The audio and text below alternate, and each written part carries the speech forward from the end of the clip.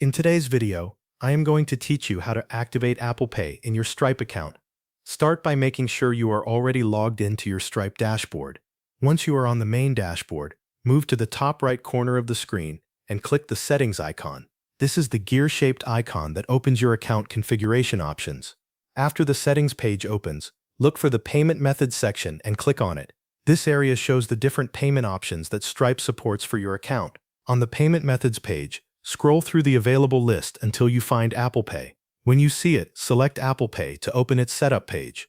On the Apple Pay page, take a moment to review the eligibility requirements and any setup information that Stripe provides. This section is important because it confirms whether your account and website are ready to use Apple Pay. Stripe may show notes about supported devices, supported browsers, or domain verification requirements, depending on how your checkout is set up. Once you have reviewed the information, click the Enable button.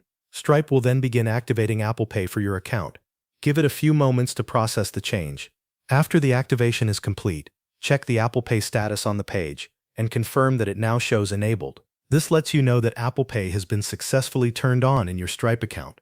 The next step is to verify that Apple Pay is appearing correctly for your customers.